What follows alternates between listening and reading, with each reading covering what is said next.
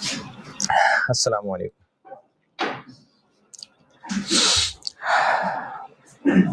दुरूद शरीफ पढ़ना।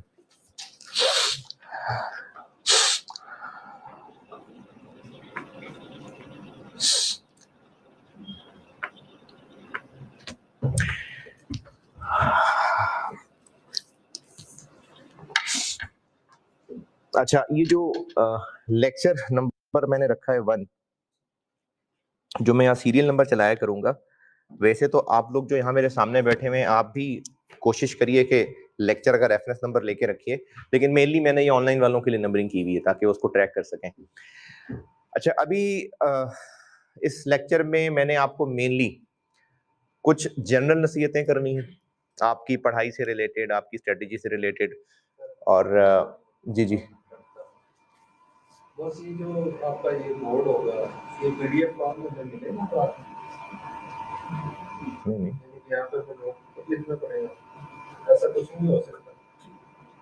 कैसा एक पीडीएफ फॉर्म में ग्रुप में आप भेजें इसको। नहीं, इसमें मतलब ये तो बोर्ड है लिखने के लिए, स्मार्ट बोर्ड तो नहीं है।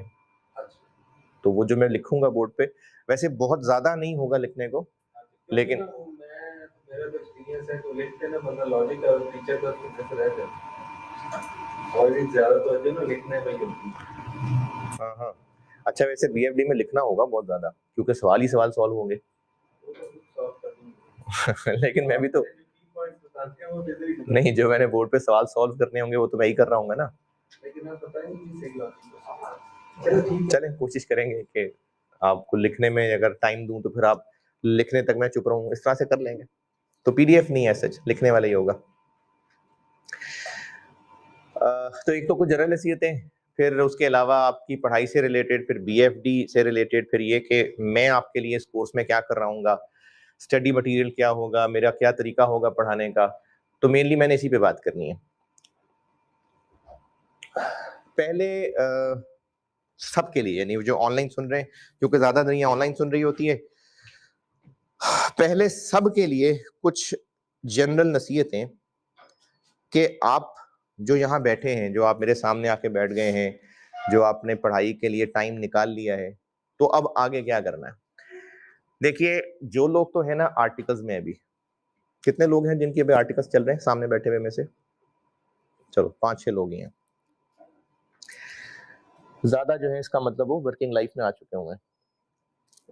ठीक है, ये जो आर्टिकल्स वाले लोग हैं ना, इनको पढ़ाई का टाइम नहीं, क्लासेस लेने का टाइम बहुत आसानी से बार बार नहीं मिलेगा आपको। अगर अभी क्लासेस के लिए टाइम मिल गया है, बहुत कम फर्म्स ऐसी होंगी जहां पर आपको बड़े आराम से क्लासेस के लिए टाइम मिलेगा। आप यकीनन लड़ झगड़ के आए होंगे, फिर हो सकता है कि अभी जब सीजन स्टार्ट होगा तो आपको तंग करना शुरू कर दिया जाएगा। फिर आप कई मौकों पे क्लासेस छोड़ रहे होंगे, अभी 30 सितंबर आ जाना है, फिर आपने निकल जाना है। तो आर्टिकल्स में क्लासेस का टाइम मिलना ये बार बार पॉसिबल नहीं होगा। आपने अगर यहाँ टाइम निकाल के क्लासेस अटेंड करने का फैसला कर लिया है और ऑब्वियसली फीस पे कर दी होगी तो एडमिशन ले लिया, ये मौका आपको बार बार नहीं मिलना। अगर इस मौके को अवेल नहीं किया तो फिर दोबारा ऐसा मौका मुश्किल हो जाएगा। आर्टिकल्स के अंदर पढ़ना आर्टिकल्स के बाद पढ़ने की निस्बत आसान है, क्योंकि आप बेशक बहुत काम कर रहे हैं, नहीं, बेशक आप काम कर रहे हैं, फिर भी आप इंप्लॉई नहीं है। वो जो एम्प्लॉयमेंट का प्रेशर होता है ना, वो नहीं है आपके ऊपर। आप स्टूडेंट हैं, जितने मर्जी मैनेजर आपके सख्त होंगे, जितने मर्जी आपके ऊपर जिम्मेदारियां डाल दी गई होंगी, लेकिन बहरहाल आप अभी एम्प्लॉई नहीं है। आपको जो पैसे दिए जा रहे हैं ना, वो स्टाइपेंड है, वो आपकी सैलरी नहीं है। आपको पैसे मिल रहे हैं क्योंकि आप रजिस्टर्ड हैं। कई फर्म्स ऐसी भी होती हैं जहां पर वेले लोग बैठे हुए पूरे आर्टिकल गुजार देते हैं, बिल्कुल वेले, कोई काम नहीं करते, क्योंकि उन्होंने काम करने का मिजाज ही नहीं बनाया होता। जिस भी डिपार्टमेंट में हो, गोलियां कराते रहते हैं, पढ़ते नहीं है। तो उनकी फर्म उनको निकालने की बजाय बस साइडलाइन कर लेती है, फिर भी उनको स्टाइपेंड मिलता रहता है। मेरे सुनने में नहीं आया, मेरे अपने आर्टिकल्स के दौर में भी मुझे ऐसा एक्सपीरियंस नहीं देखने में मिला कि कोई वेला इंसान हो और उसको फर्म ने ये कह के निकाल दिया कि तुम्हें पैसे किस बात के देते हैं। वो 4 साल 3.5 साल गुजार के गया है, तो फर्म को भी कोई बहुत ज्यादा मसला नहीं है आपको घर बैठा के भी स्टाइपेंड देने में, वो बस आपको दे रहे हैं स्टाइपेंड, तो आप पे वो प्रेशर नहीं है। उस प्रेशर के बगैर ये मौका आपको बार बार नहीं मिलना पड़ने का। तो जो लोग आर्टिकल्स कर रहे हैं, वो क्लासेस लेने बैठ गए हैं, इस मौके को बेटे जाया नहीं करना। जो लोग जॉब कर रहे हैं उनको यहां आने के लिए एक तो टाइम बड़ी मुश्किल से निकालना पड़ता होगा, फिर वो जो यहाँ बैठे होंगे, हो सकता है मोबाइल के इनके ऑफिस के काम चल रहे हो, जब यहाँ बैठे होंगे हो सकता है, खैर है वैसे चल गया था काम।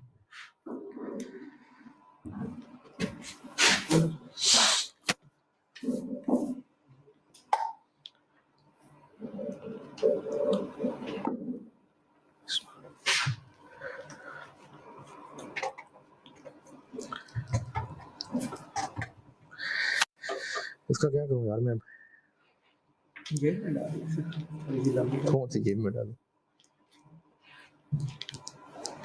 खैर है, इसका कुछ बंदोबस्त कर देना, फिर लगा लूंगा। इसको कुछ इस साइड पे ले आना। अभी ठीक है यार, ब्रेक में कर देना, अभी रहने दो, ब्रेक में कर देना। इसको इसके करीब ले आओ ताकि मैं इसको जेब में तो डालूंगा। अभी रहने दो, ब्रेक में कर देना।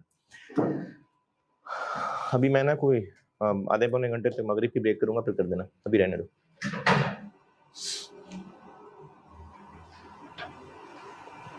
अच्छा जी, जो लोग आप में से वर्किंग लाइफ में आ चुके हुए हैं, अपना बिजनेस कर रहे हैं, जॉब कर रहे हैं, वो वाकई काम के पैसे ले रहे हैं और उनका काम अगर पैसों के मुताबिक नहीं हो सक रहा होगा, टारगेट मीट नहीं हो सक रहे होंगे, तो आपको अपनी वर्किंग लाइफ के अंदर, ऑफिशियल एनवायरनमेंट के अंदर मुश्किलें फेस करनी पड़ जाएंगी। अब भी अगर आप टाइम निकाल के यहाँ पढ़ने आ रहे हैं तो ये कम कुर्बानी नहीं है। हो सकता है आप में से कोई ऐसा भी हो सकता है, या ऑनलाइन वालों में से शायद कोई ना कोई हो जो नौकरी छोड़ के पढ़ने बैठा है, और ऐसे केसेस हैं। मुझे 2 लोग तो याद हैं, जो एक तो शायद कोई 50s में थे, एक साहब शायद कोई लेट 40s में होंगे, जो अपना मिडिल ईस्ट का कैरियर जॉब छोड़ के यहाँ आए थे कि बैठ के पेपर पास करूंगा तो वापस जाऊंगा। तो आप में से, या कम से कम जो आप ऑनलाइन वाले बैठे हैं, इनमें से ऐसे लोग भी हो सकते हैं। तो आप एक बहुत बड़ी कॉस्ट बियर कर रहे हैं, टाइम के एतबार से भी, शायद पैसों के एतबार से भी, शायद अपॉर्चुनिटी कॉस्ट के एतबार से भी। ये बात बताने का मकसद ये है कि अब अगर आप आ ही गए हैं और क्लासेस लेने का फैसला कर ही लिया है, तो स्टूडेंट बन के बैठना। और आपकी उम्रें चाहे 50 साल हो, चाहे 40 साल हो, चाहे 30 साल हो, चाहे 20 साल हो, मेरी नजर में आप स्टूडेंट ही हैं। और स्टूडेंट का रवैया रखेंगे तो पढ़ा जाएगा, तो फायदा होगा, वरना कोई फायदा नहीं होगा।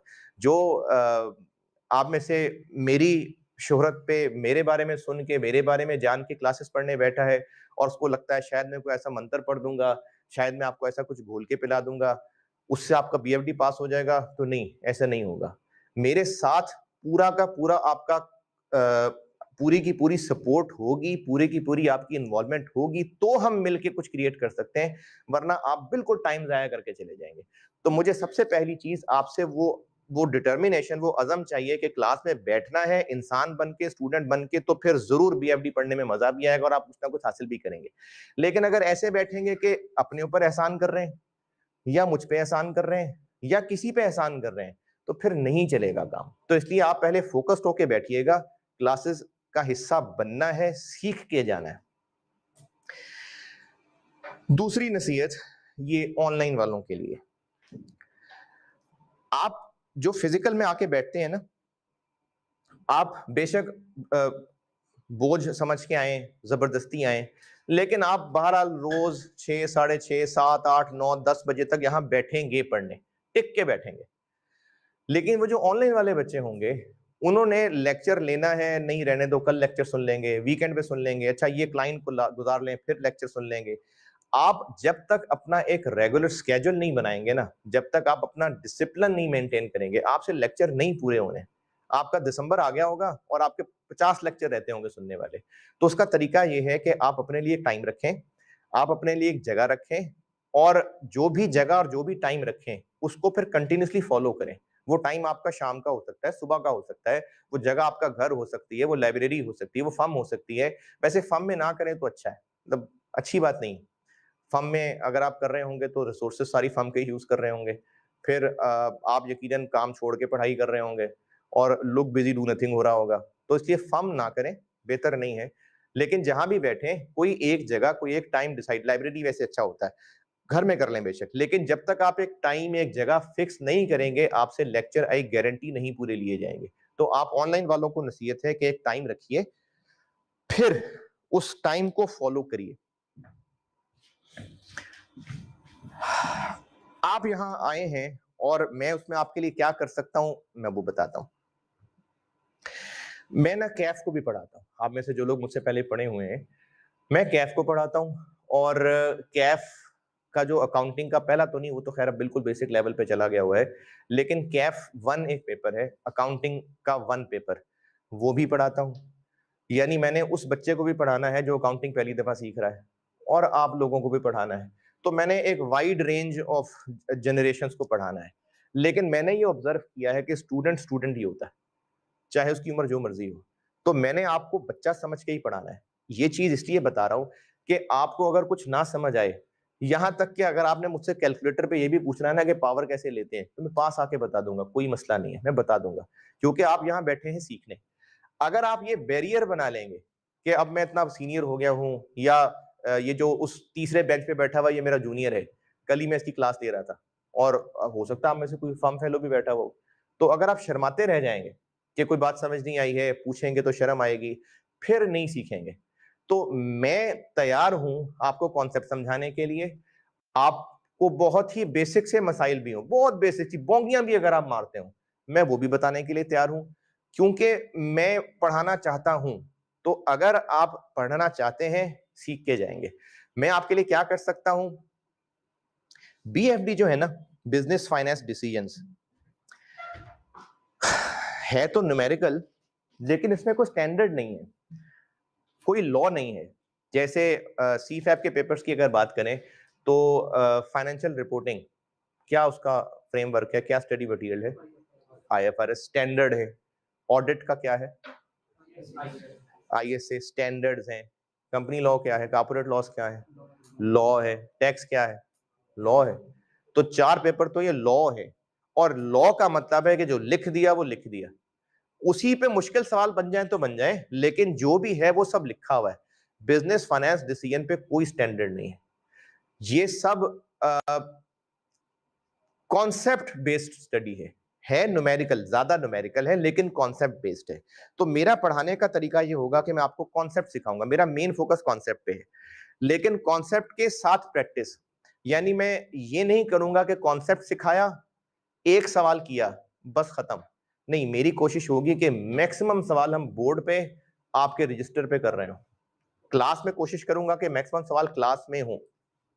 जो फिजिकल सामने बैठे हुए स्टूडेंट होते हैं, उनका सामने बैठने का फायदा होता है कि मैं ना क्लास में टुरता फिरता रहूंगा और आपके रजिस्टर देखता रहूंगा कि आप कहाँ कहाँ क्या क्या बोंगियां मार रहे हैं, क्या क्या टेक्निकल गलतियां कर रहे हैं, तो मैं वो भी देखता रहूंगा। क्योंकि सिर्फ नॉलेज होना काफी नहीं है पास होने के लिए, क्योंकि आपने सामने बैठ के एग्जामिनर को 1 to 1 जवाब देने, जबानी है इंटरव्यू लेना उसने आपका नहीं, आपने अपने जज्बात पेपर पे उतारने। तो जो आप पेपर पे लिखेंगे वो ही एग्जामिनर को समझ आएगा। तो आपका लिखने का स्टाइल क्या है, आप फिगर वर्किंग किस तरह की कर रहे हैं, स्पेस कैसे मैनेज कर रहे हैं, ये मैंने चलते फिरते आपको देखना है। और ऑनलाइन वालों के लिए मैं बोर्ड पे सवाल किया करूंगा तो पूरे प्रेजेंटेशन पूरी वर्किंग्स के साथ सवाल किया करूंगा, ताकि आप लोगों को ना सवाल करने की भी प्रैक्टिस हो। तो मैंने आपको कॉन्सेप्ट्स देने हैं, मैंने आपको प्रैक्टिस करानी है। अच्छा, प्रैक्टिस कौन सी? ज्यादा फोकस है मेरा आई कैप के पास पेपर्स पे, वो मैं भी आपको सामने एक लिस्ट दिखाता हूँ। ज्यादा फोकस मेरा पास पेपर्स पे है। बीएफडी में होगा क्या, बीएफडी में होगा अभी तक का पैटर्न है, यानी कोई रूल नहीं है, लेकिन अभी तक का पैटर्न ये है कि 5 क्वेश्चंस टेस्ट होने।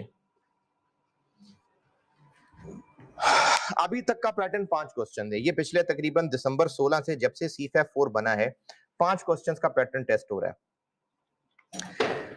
ज्यादा न्यूमेरिकल है, ज्यादा तकरीबन आप समझ लीजिए कि कोई 80% तक 90% तक न्यूमेरिकल है।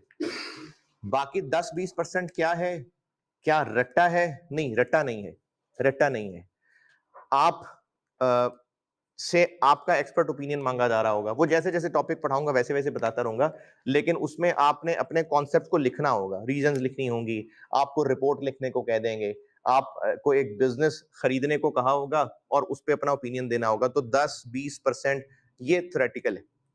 मेनली मेरा फोकस न्यूमेरिकल पे होगा, क्योंकि दिमाग में लॉजिक होगी तो अंग्रेजी बनाएंगे ना, जब कॉन्सेप्ट ही नहीं पता तो अंग्रेजी क्या बनाएंगे। तो ज्यादा मैं आपको न्यूमेरिकल पे डिस्कस कर रहा हूँ। 5 सवाल होंगे पेपर में, और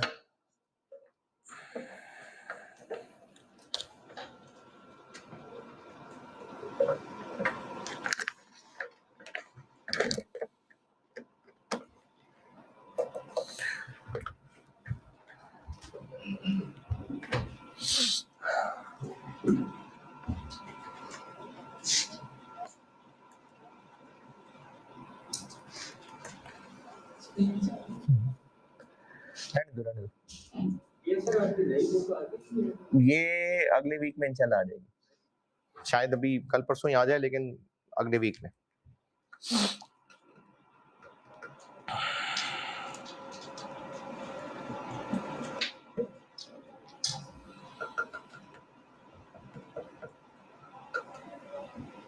अच्छा चले, जब तक ये ऑन होता है, इन 5 क्वेश्चंस को सिलेबस में किस तरह से बांटा वो दिखाता हूं आपको। मैंने आपको प्रैक्टिस करवानी है। अब उसके लिए ना आपसे एक्सपेक्टेशन मेरी ये है कि आप 2-4 पेजेस लेके मत आना, प्रॉपर रजिस्टर लेके आना। कैलकुलेटर मोबाइल वाला ना रखना, कैलकुलेटर होता है मोबाइल में पता है, लेकिन वो नहीं रखना। आपने जो कैलकुलेटर पेपर में लेके जाना ना वो रखिएगा, क्योंकि आपने जो चीज पेपर में यूज करनी है ना वो यूज किया करें। आप मोबाइल, होता क्या, स्टूडेंट मोबाइल वाला कैलकुलेटर यूज कर रहे होते हैं और पेपर में दूसरा कैलकुलेटर यूज करते हैं, तो उस पर यूज तो ही नहीं होते। तो आप लोग कैलकुलेटर यूज किया कीजिए प्रॉपर वाला, और वो नहीं जो परचून की दुकान में होता है बड़ा सा, वो कैलकुलेटर यूज करिएगा जो आपने पेपर में लेके जाना है।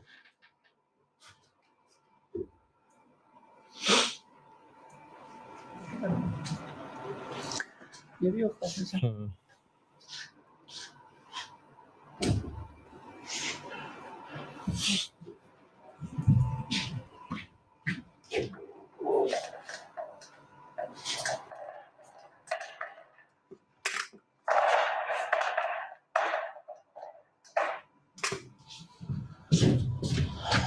अच्छा जी, ये जो 5 क्वेश्चन है ना, ये इन्होंने इस दफा ये जो जून 22 अटेम्प्ट गुजरी है, स्ट्रक्चर बदला है।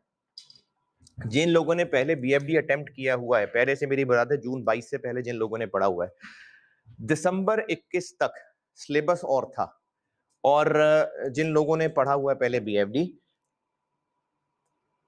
मैनेजमेंट कंट्रोल्स का एक ग्रिड था जिसमें ट्रांसफर प्राइसिंग और वेरिएंस और बजटिंग और ये सब था, वो अब निकल गया हुआ है। और जो उससे भी पुराने लोग हैं, मैनेजमेंट अकाउंटिंग के टॉपिक्स कहलाया करते थे, वो मैक के टॉपिक्स कहलाते थे, वो अब खत्म हो गए हुए हैं। जून 22 से वो सब खत्म हो गए हुए हैं, और अब बीएफडी वो हो चुका हुआ है जो दिसंबर 16 से पहले होता था। जो आप में से पुराने अटेम्प्ट देने वाले लोग हैं, दिसंबर 16 से पहले जो बीएफडी होता था वो अब बीएफडी वापस आ गया हुआ है। 5 क्वेश्चंस कुछ इस तरह से बटे होंगे। अच्छा, ये ना जो 5 क्वेश्चन मैं आपको बांट के बताऊंगा, ये लाजमी नहीं है कि ऐसे ही हो। एक रफ अंदाजा ये है कि एक इसमें से होगा, एक इसमें से होगा, और 3 इसमें से होंगे। इतनी इंपॉर्टेंस है उस पहले वाले ग्रेड की। लेकिन क्या एग्जैक्टली ऐसे ही होगा? नहीं। बीएफडी का इतना जनरल क्वेश्चन बन सकता है कि एक 25 नंबर के सवाल के अंदर 15 नंबर इसमें से हैं, 8 नंबर इसमें से हैं, 6 नंबर इसमें से हैं, सब मिला जुला के पूछा जा सकता है। ये मैंने आपको बिल्कुल सिर्फ रफ आइडिया दिया है कि इस ग्रेड में से 3 सवाल होंगे, इसमें से 1 सवाल होगा, इसमें से 1 सवाल होगा, लेकिन ये सिर्फ एक रफ आइडिया है, ये कोई कमिटेड कोटेशन नहीं है, ये एक रफ आइडिया है। इसका जो इन्होंने सिलेबस डिफाइन किया हुआ है ना, वो भी काफी जनरल सी चीजें हैं। जैसे कुछ चीजें ऐसी होती हैं जो बस अंग्रेजी पूरी करने के लिए लिख दी होती हैं, लेकिन वो सिलेबस लिखने वालों को भी नहीं पता होता कि इसमें वो क्या पूछना चाह रहे हैं। तो इसलिए इसमें सिलेबस और ग्रेड्स की तरतीब से ज्यादा इंपॉर्टेंट बात यह है कि मैं आपको 7-8 टॉपिक्स पढ़ाऊंगा बस। अब वो 7-8 टॉपिक्स इस ग्रिड में है, इस ग्रिड में है, इस ग्रिड में है, हर एक में से अलग सवाल आएगा, 4 में से मिक्स होगा, कुछ भी हो सकता है, वो हम सब प्रैक्टिस से करेंगे। तो मैंने आपको इस 5 सवालों की तैयारी के लिए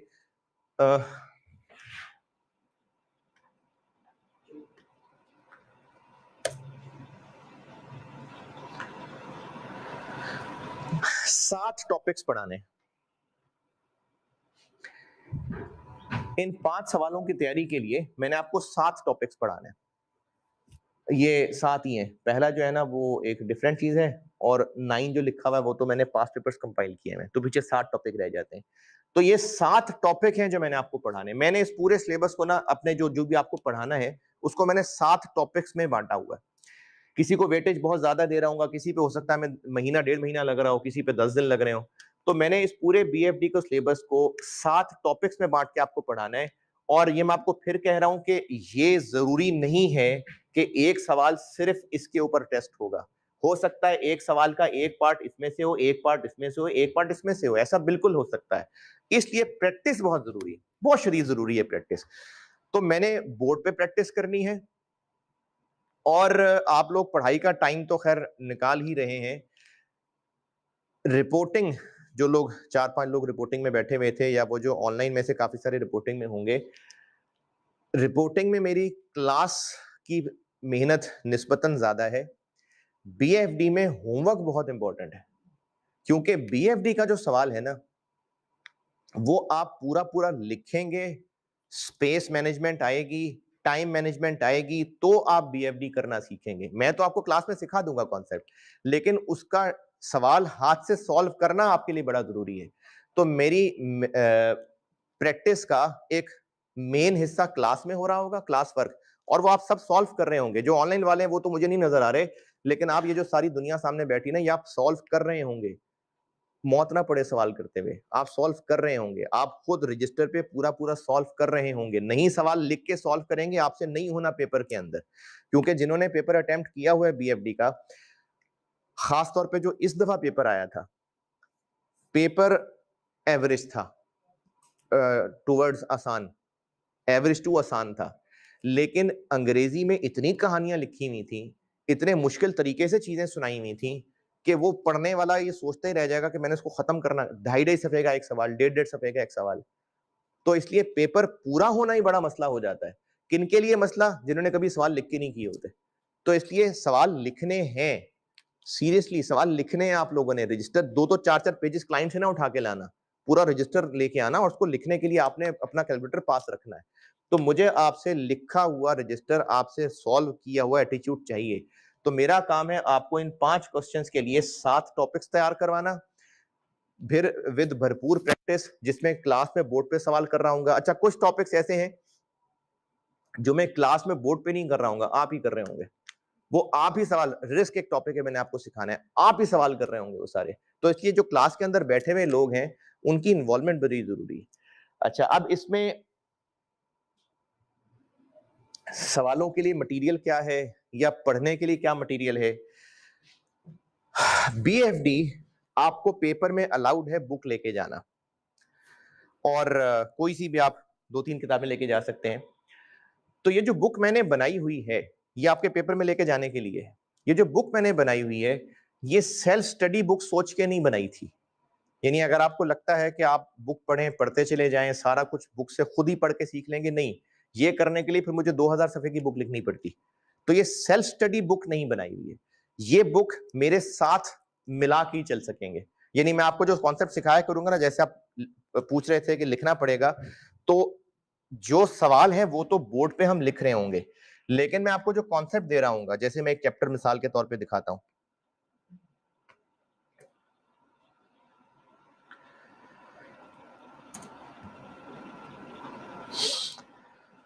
अब मैं आपको जो फॉर्मूले समझा रहा हूँ, जो मैं आपसे बात कर रहा हूँ कि किसको किसमें ऐड करना है, किसको किससे मल्टीप्लाई करना है, हायर फिगर लेनी है, लोअर फिगर लेनी है, वो सब मैंने इसके अंदर लिखा हुआ है।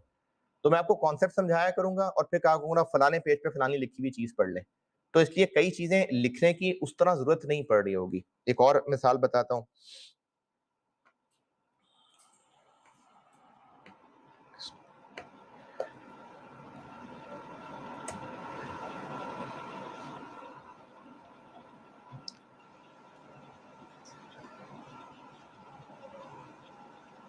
अब इसमें आपको मैंने सिखाना होगा कॉन्सेप्ट, लेकिन करना क्या है, पहले ये कैलकुलेट करना है, फिर ये कैलकुलेट करना है, फिर ये कैलकुलेट करना है, वो मैंने सारा किताब के अंदर लिखा हुआ है। तो ये जो किताब मैंने बनाई हुई है ये सेल्फ स्टडी नहीं है, लेकिन जो आपको समझाऊंगा उसके साथ साथ बहुत सारी चीजें मैंने किताब के अंदर लिखी हुई हैं, कई फार्मूले लिखे हुए हैं, कई एग्जाम टिप्स लिखी हुई हैं कि अगर एग्जाम क्वेश्चन में ये हो तो क्या करना है, ये हो तो क्या करना है। तो इस तरह की काफी सारी चीजें मैंने लिखी हुई हैं कि जब आप एग्जाम के करीब सिलेबस कवर करने बैठे होंगे, एग्जाम लीज के अंदर पढ़ने बैठे होंगे, तो जो कुछ पढ़ाया होगा कोशिश की है कि बहुत कुछ इसके अंदर सब लिख दिया हो, तो इसलिए लिखी हुई चीजें बुक के अंदर मौजूद होंगी। तो ये बुक आप खरीदिए और अगले वीक में हो जाएगी अवेलेबल, और ये लेके बैठिएगा, यानी ये क्लास में हुआ करे आपके पास। इस बुक में एक तो ये टेक्स्ट रख दिया मैंने जो आपको पढ़ाना है, समझाना है, जो रूल्स सब इसके अंदर लिख दिए। उसके अलावा मैंने इसमें प्रैक्टिस के लिए क्वेश्चंस डाल दिए। अच्छा, क्वेश्चंस कौन से डाले? मेनली तो आईकैप के सारे पास पेपर्स डाल दिए। जो जो टॉपिक्स एसीसीए के अच्छे सवाल थे वो मैंने यहाँ कॉपी कर दिए। को 5-6 सवाल होंगे जो मैंने खुद बनाए हुए, वो मैंने इन सवालों को यहाँ डाल दिया। मेजॉरिटी सवाल मैंने हर चैप्टर में डाले हुए, जो चैप्टर करेंगे उस चैप्टर के सवाल उस चैप्टर के अंदर डाल दिए। लेकिन उसके अलावा जो पास्ट पेपर के सवाल मैंने अपने चैप्टर्स में नहीं डाले, उसके लिए काम ये किया,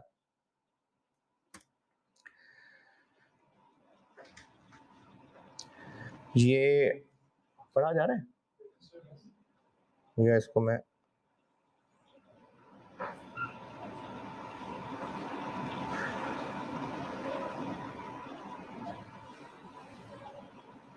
काफी है, पढ़ा जा रहा है ना? इसमें मैंने क्या किया कि जून 8 जब से आईकैप ने सॉल्यूशन देने शुरू किए थे, दिसंबर 21 तक जितने आईकैप के पेपर में सवाल थे, जैसे दिसंबर 21 का जो क्वेश्चन नंबर 4 था वो तो खैर अब सिलेबस में ही नहीं रहा, क्वेश्चन 3 अब सिलेबस में ही नहीं रहा, क्वेश्चन 2 मैंने फलाने चैप्टर में डाल लिया हुआ है, इसी तरह से क्वेश्चन 1 मैंने फलाने चैप्टर में डाल लिया हुआ है, ये डब्बा खाली है, ये मैंने किसी चैप्टर में नहीं डाला। ये किधर गया? ये मैंने क्या किया कि वो इसी चैप्टर में वो बाकी सवाल भी डाल दिए। यानी जून 8 से लेके दिसंबर 21 तक सारे पास पेपर्स यहां मौजूद हैं। इसका फायदा क्या है? बीएफडी में अक्सर औकात ऐसा हुआ है कि पुरानी किसी अटेम्प्ट का सवाल थोड़ा बहुत चेंज होकर दोबारा टेस्ट हो गया, तो जब ये सारे पास पेपर के सवाल आपके हाथ से गुजरे होंगे, नजर से गुजरे होंगे, पेपर में किताब लेके गए होंगे, तो अक्सर ऐसा हुआ है कि सवाल ये तो वो वाली अटेम्प्ट का सवाल है, उसी वक्त किताब खोली, सवाल देखा, एक आइडिया ले कैसे सॉल्व करना है और सवाल सॉल्व कर दिया। इसलिए मैंने पास्ट पेपर सारे इसके अंदर शामिल किए हुए हैं। तो कॉन्सेप्ट समझाना और पास्ट पेपर्स की प्रैक्टिस कराना, ये है मेरा बीएफडी का सारा जो स्टाइल। आपको कोई और बुक पढ़नी चाहिए, आपकी मर्जी है। अगर पढ़ने का बहुत शौक है तो आईकैप का स्टडी टेक्स्ट पढ़ लें, बहुत है। लेकिन मुझे भी पता है, आपको भी पता है कि आपके पास बुक पढ़ने का नहीं टाइम होगा।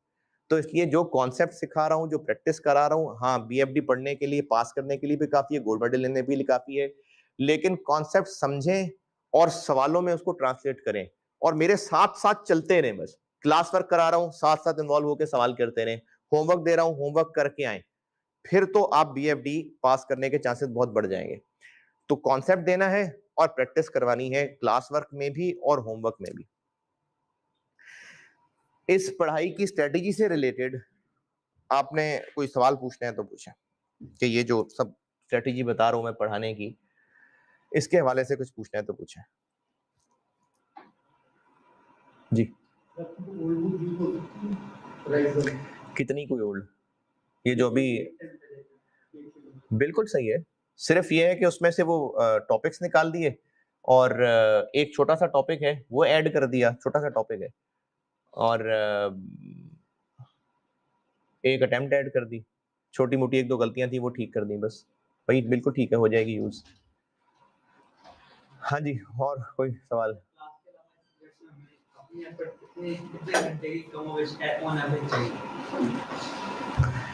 क्लास के अलावा आपको कितने घंटे की एफर्ट चाहिए? आईकैप समझता है कि 130 घंटे तो उसकी सिर्फ टीचिंग आवर्स ही हैं। 130 घंटे तो सिर्फ टीचिंग आवर्स ही हैं, वो तो मैं आपसे क्लासेस में ले लूंगा, तकरीबन 120, 25, 30 आवर्स तक जाएगा अक्सर कोर्स, तकरीबन 125 आवर्स तक आप कह लें, 120 आवर्स तक। आपको उसके अलावा कितना टाइम चाहिए? मैं रोज का अगर होमवर्क दूंगा तो बस एक सवाल होगा, वो आपने यहीं रात को जाके बैठ के करना है, सुबह ऑफिस में करना है, शाम को करना है, वो आपकी मर्जी, 15 मिनट में कर लें, 20 मिनट में कर लें, बस बहुत है, बस होमवर्क कर लें। हाँ, रोज का रोज अगर रिवाइज करके अगले दिन आ जाएंगे तो होश में बैठे होंगे अगले दिन, अगर ऐसी मुंह उठा के आ जाएंगे तो मुश्किल हो जाएगी। लेकिन इनको बहुत ज्यादा घर में नहीं पढ़ना पड़ रहा होगा, बहुत ज्यादा नहीं, होमवर्क दूंगा वो होमवर्क कर लीजिए। अब तो खैर ऑनलाइन में मेजोरिटी शिफ्ट हो गई है, जब ये ऑनलाइन का रिवाज नहीं था तो मैं बीएफडी में ना फाइन रखता होता था, होमवर्क दिया नहीं किया तो 100 रुपए जमा करा दें। तो पैसे की ऐसी ताकत थी, ऐसी ताकत थी पैसे की कि सवाल करते थे। लेकिन अब तो खैर मतलब ये 20% आप लोग बैठे, 80% तो ऑनलाइन बैठे हुए, तो फिर अब बस मोटिवेशन पे ही है। सब्जेक्ट की बहुत ज्यादा हाइप है। किसकी? सब्जेक्ट की, इसमें जो एफर्ट या वो इसलिए है, ये सब्जेक्ट मुश्किल बिल्कुल है, सीए के मुश्किल तरीन सब्जेक्ट्स में से है। उसकी वजह यही है कि इसमें स्टैंडर्ड नहीं है कोई, और सवाल कई टॉपिक्स मिक्स होके भी बन रहा होता है, तो इसलिए मुश्किल तो है। लेकिन करते हैं लोग पास, इतने लोग पास करते आए, कर लेंगे, आप लोग भी कर लेंगे। साथ साथ चलते रहे, बस जो पढ़ा रहा हूँ, जो सिखा रहा हूँ, जो कॉन्सेप्ट समझा रहा हूँ, सवाल पूछने से नहीं शर्माना, सवाल पूछिए, बोंगा तरीन सवाल भी है तो पूछिए, समझाऊंगा, बताऊंगा। आप सवाल पूछते रहे, मैं आपको समझाता रहूंगा, वो हो जाएगी बीएफडी ऐसे।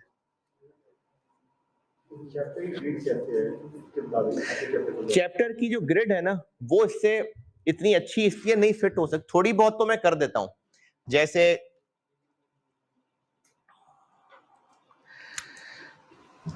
ये जो दो रिस्क वाले टॉपिक हैं, करेंसी रिस्क और इंटरेस्ट रिस्क, ये है तीसरा ग्रेड, एक सवाल आना ही आना है।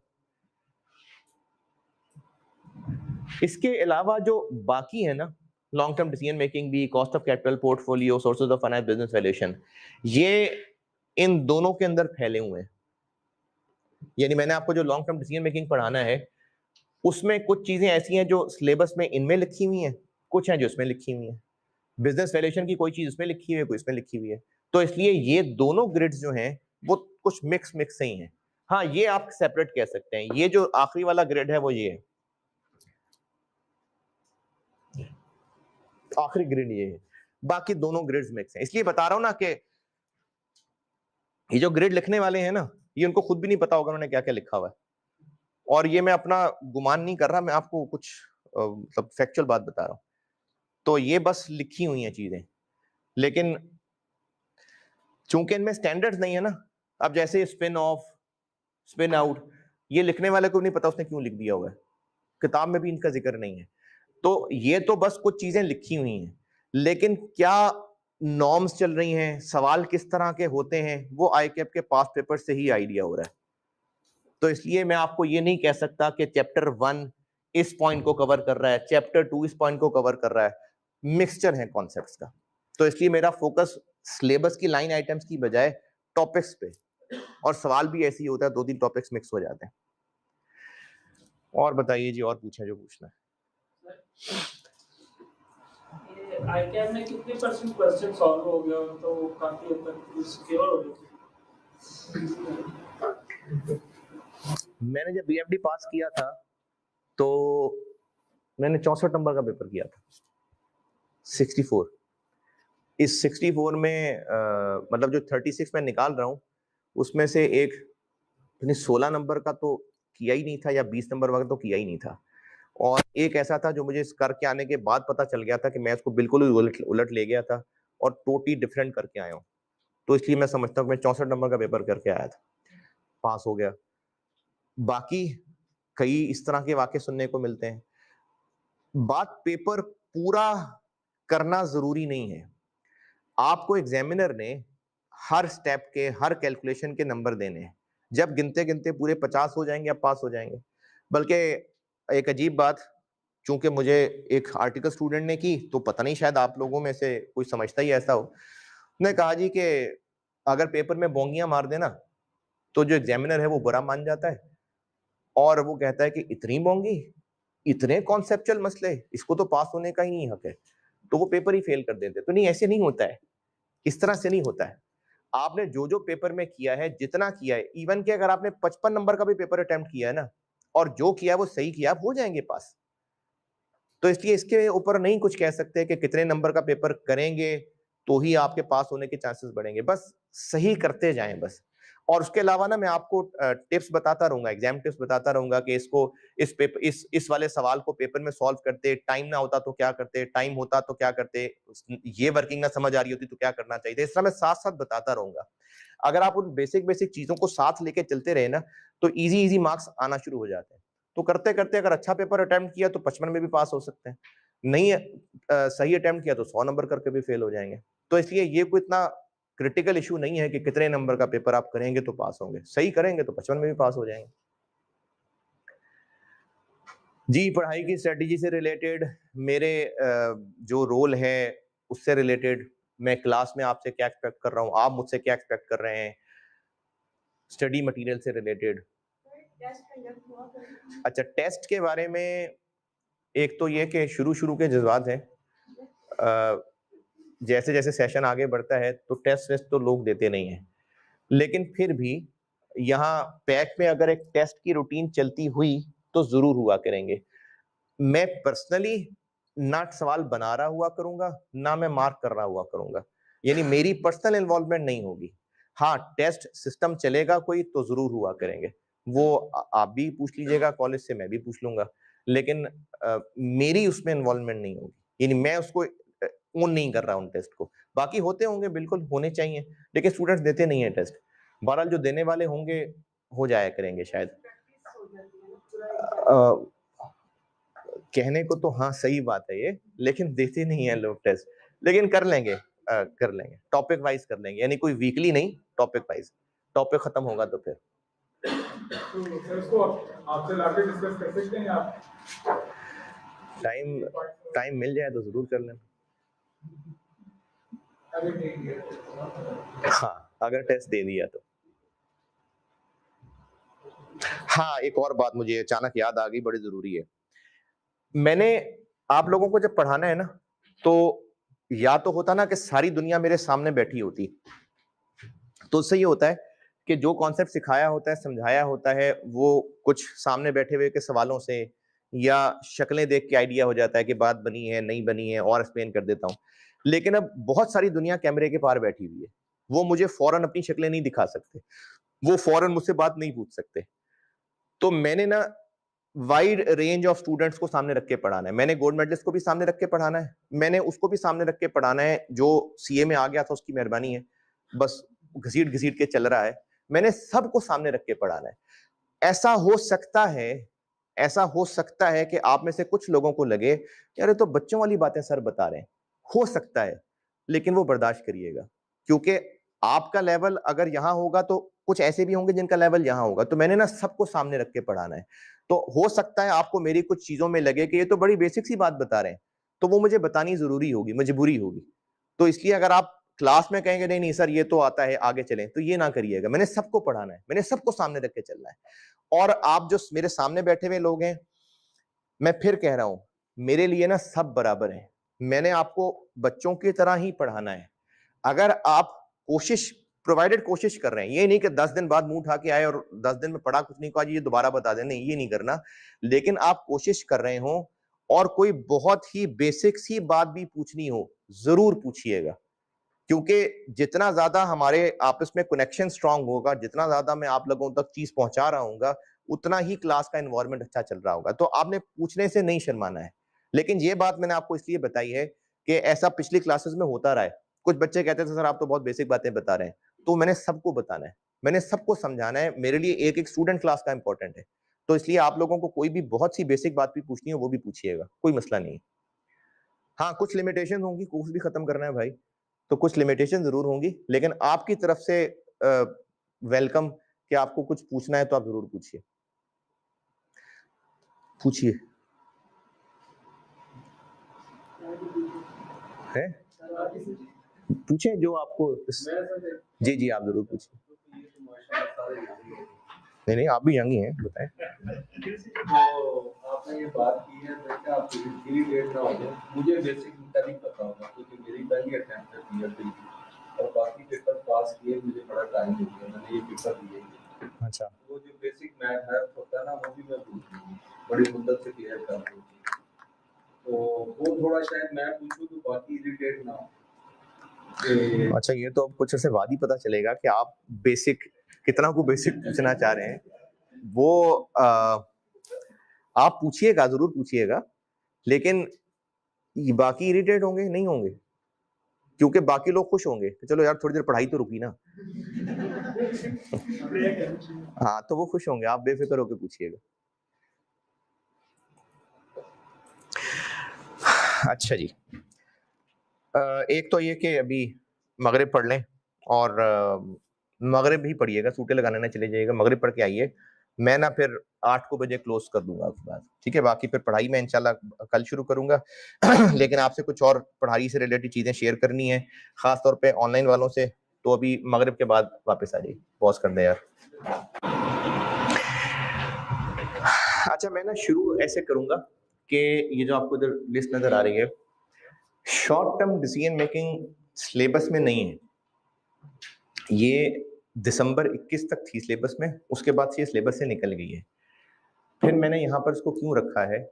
बेसिकली मैं शुरू करूंगा शॉर्ट टर्म डिसीजन मेकिंग से, और आप में से जिन लोगों ने अभी कैफ को बहुत ज़्यादा अरसा पहले नहीं किया पास, तो उनको तो ये कॉस्ट अकाउंटिंग में ये पढ़ाया गया होगा।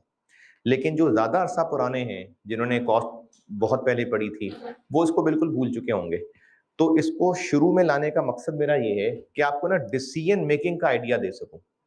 लेकिन ये बात बता इसलिए रहा हूं कि इसको मैं को बहुत ज्यादा डिटेल से या बहुत ज्यादा एग्जाम फोकस नहीं पढ़ा रहा हूँ, चूंकि ये कैफ लेवल की रिवीजन होगी, और मकसद इसका होगा कि आप डिसीजन मेकिंग को बस उसका एसेंस समझ पाएं, आप डिसीजन मेकिंग में उतर जाएं बस। इसमें से आपको आधी चीजें भी समझ आ गई, मेरे लिए बहुत है। तो इसलिए मैं जब आपको इस टॉपिक से शुरू करूंगा और आपको लगे कि यार ये तो बड़ा मुश्किल सा लग रहा है, तो कोई मसला नहीं है। मैं आपको सिर्फ तैयार कर रहा हूँ कि हम प्रॉपर बीएफडी यहां से शुरू कर सकें। तो बीएफडी का proper start long term decision making है, short term decision making syllabus में नहीं है। और ये इसलिए नहीं कह रहा कि आप चलो 4 दिन बाद पढ़ लेना, नहीं, जरूरी है डिस्कशन, क्योंकि शॉर्ट टर्म डिसीजन मेकिंग में कुछ ऐसे कॉन्सेप्ट सीखेंगे जो लॉन्ग टर्म डिसीजन मेकिंग में मिक्स हो जाते हैं। ज्यादा नहीं, लेकिन 1-2 सवाल ऐसे आ चुके हुए हैं जो थे लॉन्ग टर्म डिसीजन मेकिंग के, लेकिन style short term decision making वाला था। तो इसलिए शॉर्ट टर्म डिसीजन मेकिंग से स्टार्ट करूंगा। ये मुझे आज इसलिए बात करनी जरूरी लग रही है कि आपको शुरू के 2-3 लेक्चर्स, हो सकता है 4 लेक्चर्स, वो डिपेंड करता है आपके साथ किस तरह से फ्रीक्वेंसी मैच हो रही हो। शुरू के 3-4 लेक्चर्स आप समझिए बीएफडी नहीं है, बीएफडी की तैयारी है। तो चूंकि वो बीएफडी प्रॉपर नहीं है, इसलिए उसका ऑब्जेक्टिव भी मेरा ये नहीं होगा कि उसका सवाल आपको करना आना चाहिए। मैं बोर्ड पे सवाल कर रहा हूँ, आपको लगे कि अच्छा ये मैं सॉल्व कर पाऊंगा, पेपर में आता तो क्या करते, नहीं। शॉर्ट टर्म डिसीजन मेकिंग में आपको पेपर लेवल की तैयारी ही नहीं करवा रहा हूँ, ठीक है? मैं आपको ना बस कुछ कॉन्सेप्ट पहुंचाना चाह रहा हूँ, जो आपको मुझे सवाल बोर्ड पे करते करते 30% भी ग्रेस्प हो गए तो मेरे लिए बहुत है। तो इसलिए शॉर्ट टर्म डिसीजन मेकिंग से मेरा जो स्टार्ट होगा, वो बस कुछ चीजें आपको रिटेन करवाने के लिए होगा बस। ये इसलिए भी नहीं कह रहा कि आप दिमाग बंद करके बैठेंगे, बेकार चीज है, नहीं, काम की होगी। लेकिन ये बताने का मकसद ये है कि आप इसको ये समझ के मायूस मत होना कि इन सवालों पे ग्रिप नहीं बन रही। ग्रिप बनाने के लिए था भी नहीं, बस कुछ मेन कॉन्सेप्ट पहुंचाने होंगे आप तक, खास तौर पे रेलिवेंट कॉन्सेप्ट समझाने के लिए। रेलिवेंट चीज में आप तक अगर पहुंचा पाया तो मेरे लिए ये जीत होगी शॉर्ट टर्म डिसीजन मेकिंग से स्टार्ट करने की। जिन्होंने अभी कल के बच्चे हैं, जिन्होंने 6 महीने पहले, साल महीने पहले कॉस्ट पढ़ी है, तो उनको तो ये चीजें शायद मेरे बताने पे याद आ जाएं। लेकिन जो पुराने लोग भी हैं, कोई बात नहीं, मैं इसकी कोशिश यही करूंगा कि आपको डिसीजन मेकिंग का अंडरस्टैंडिंग डेवलप कर पाऊं। ये ऑब्जेक्टिव है मेरा शॉर्ट टर्म डिसीजन मेकिंग से। एग्जाम फोकस्ड होना ऑब्जेक्टिव नहीं। तो इसलिए उसमें आपने ये नहीं सोचना कि ये सवाल आप कर पाएंगे कि नहीं कर पाएंगे, कोई बात नहीं, सिर्फ अंडरस्टैंडिंग डेवलप हो गई बहुत है। हाँ, फिर जब हम लॉन्ग टर्म डिसीजन मेकिंग शुरू करेंगे, और मेरा बीएफडी का शायद 25-30% टाइम, या शायद इवन के 35-40% time long term decision making पे लग रहा होगा।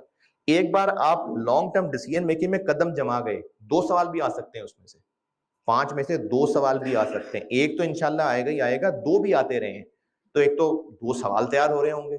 दूसरा, जितने आपने कदम लॉन्ग टर्म डिसीजन मेकिंग में जमा लिए, फिर बिल्डिंग ऊपर खड़ी हो जाएगी। इसलिए मैं लॉन्ग टर्म डिसीजन मेकिंग पे बहुत ज्यादा फोकस करता हूँ कि आपके एक बार कदम जम जाए उसके बाद फिर बिल्डिंग इसके ऊपर खड़ी हो जाएगी। तो ये मुझे जरूरी था बताना अभी पहली क्लास के अंदर कि मैंने शॉर्ट टर्म डिसीजन मेकिंग से शुरू करना है, लेकिन वो सिर्फ कुछ बेसिक चीजें आपके दिमागों तक पहुंचाने के लिए होगा बस, उसका एग्जाम से उस तरह से ताल्लुक नहीं होगा। इसमें आपको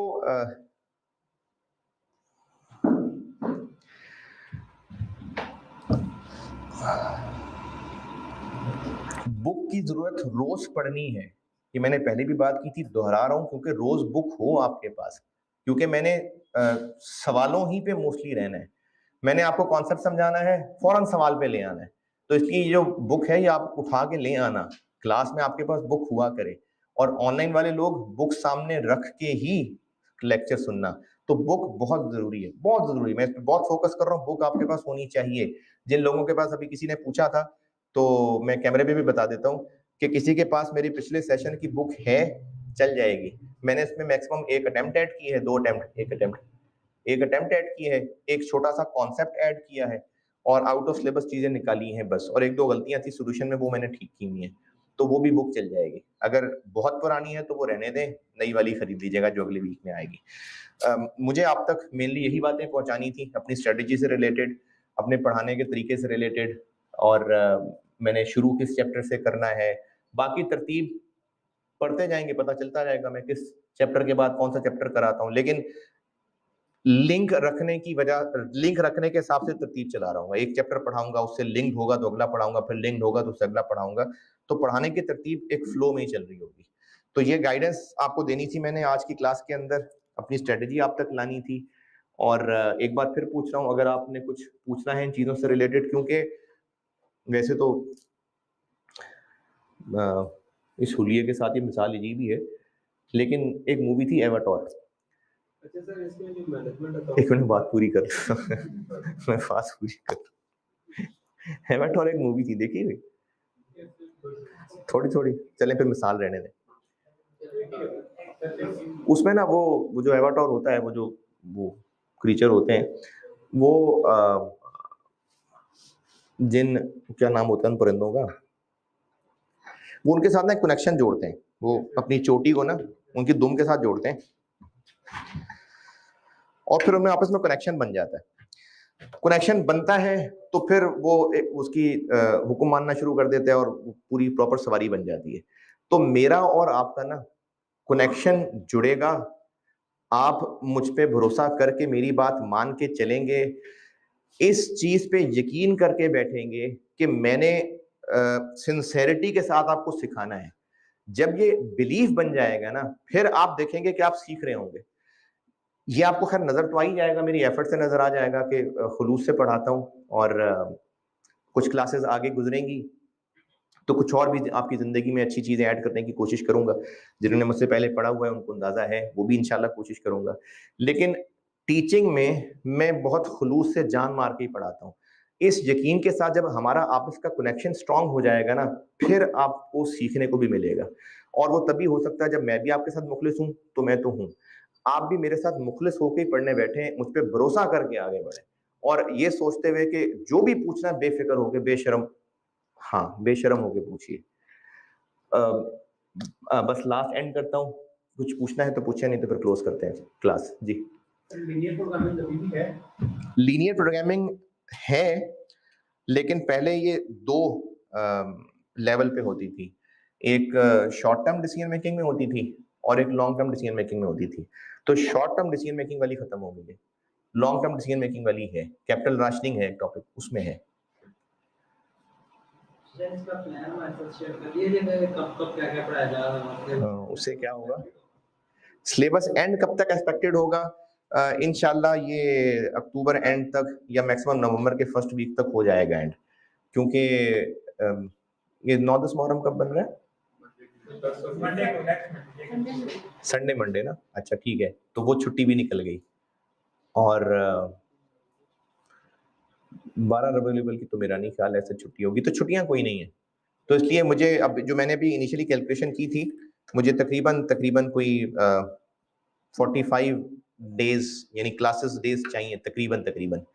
तो वो हैं अवेलेबल। मैक्सिमम हुआ भी शायद को संडे ऑन करना पड़ गया तो पड़ गया, वरना उम्मीद यही है कि मैं नवंबर के फर्स्ट वीक तक इंशाल्लाह खत्म कर दूंगा, क्योंकि बीएफडी मोस्टली लोगों की अटेम्प्ट होगी दिसंबर में, क्योंकि आप में से जो आर्टिकल्स के बाद वाले लोग हैं उनकी तो है ही अटेम्प्ट। तो मैं अक्टूबर एंड नहीं तो नवंबर के फर्स्ट वीक तक खत्म कर दूंगा। हाँ अच्छा हुआ आपने पूछ लिया, बात याद आ गई। आप ऑनलाइन वालों के लिए ना, मैंने एक दिन की क्लास को तकरीबन को 2.5 से 3 घंटे हमारा एक दिन का पढ़ना होगा, उसको मैंने 2 हिस्सों में तोड़ा हुआ करेगा। ये ऑनलाइन वालों के लिए बात कर रहा हूँ, ताकि आपके लिए ना प्लान करने में आसानी हो। तो आप जैसे मैंने ये लेक्चर 1 लिखा हुआ है, तो इसी तरह से मैं एक दिन की पढ़ाई को 2 लेक्चर्स में तोड़ के कर रहा हूँ। 1 घंटा, सवा घंटा, 1.5 घंटा। कभी कोई टॉपिक ऐसा होगा जिसका बहुत लेंथी सवाल होगा, तो उस दिन हो सकता है मैं उस नंबर को 2 घंटे तक फैला दूं, फिर आधे घंटे का दूसरा नंबर कर दूं। तो मैं ऑनलाइन वालों के लिए एक दिन की पढ़ाई को 2 लेक्चर्स में तोड़ के अपलोड किया करूंगा, और हर टॉपिक के सेक्शन के साथ साथ उसको मैं अपलोड कर दिया करूंगा। तो ऑनलाइन वाले खास तौर पे अपने रजिस्टर पे ये ट्रैक जरूर रखते जाना कि किस लेक्चर नंबर में क्या क्या पढ़ा था, मेन चीजें, ताकि आप जब कल नवंबर में तैयारी कर रहे होंगे बैठ के और किसी टॉपिक को रिवाइज करने की जरूरत पड़े तो आप उसको उसी लेक्चर को जाके दोबारा प्ले कर सकें। और आप जो फिजिकल बैठे हुए हैं, आप तो खैर लेक्चर दोबारा नहीं सुन रहे होंगे। हाँ, फिजिकल वालों के लिए मेरे इल्म के मुताबिक ये फैसिलिटी कॉलेज देगा कि अब जैसे 30 सितंबर को आप लोग निकल जाएं, आर्टिकल वाले लोग जो हैं, ये इसी तरह से अगर कोई और 2, 4, 5 क्लासेस मिस किसी की हो जाती हैं तो वो लेक्चर उसको हो सकेंगे अवेलेबल। लेकिन ये नहीं होगा कि हर दूसरे हफ्ते छुट्टी करके कहे जी मुझे ये वाले लेक्चर भी दे दो, ये नहीं होगा। लेकिन अगर किसी को किसी वजह से कोई लेक्चर मिस हो जाता है, सामने बैठे हुए की बात कर रहा हूँ, तो उसके लिए भी होगी फैसिलिटी अवेलेबल। तो आप जो फिजिकल लेक्चर क्लासेस पढ़ रहे हैं, इनका भी कोर्स पूरा हो सकेगा। कोई क्लास मिस भी हो जाती है तो वो भी अवेलेबल हो जाएगा। जी सॉरी, आप पूछने लगे थे उस वक्त कुछ, मैंने अपनी बात। अच्छा जी, दिसंबर 19 दिसंबर 19 2 अटेम्प्ट्स और ऐड की होंगी मैंने, और उसके अलावा है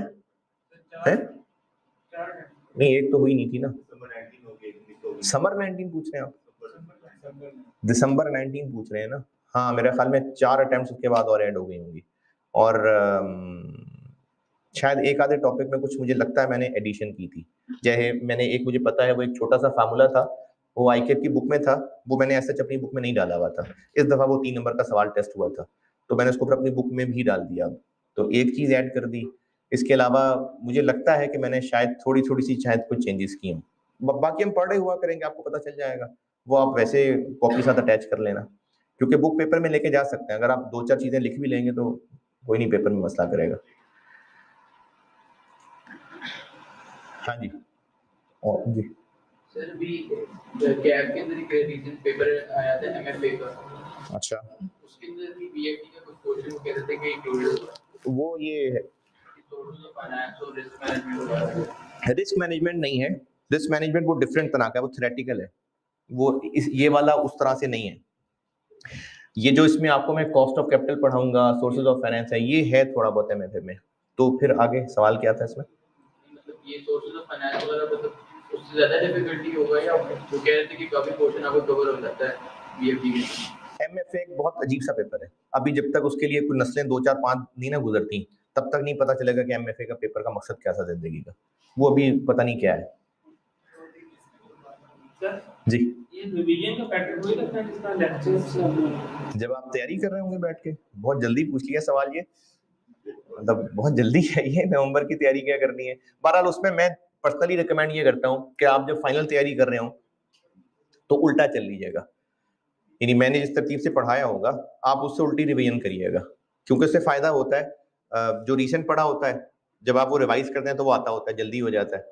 लेकिन अगर आप शुरू से रिवीजन करनी शुरू करते हैं तो वो लगता है मुझे तो सब भूल गया है, तो वो कॉन्फिडेंस खत्म हो जाता है। तो मेरा मशवरा तो उल्टा चलने का है।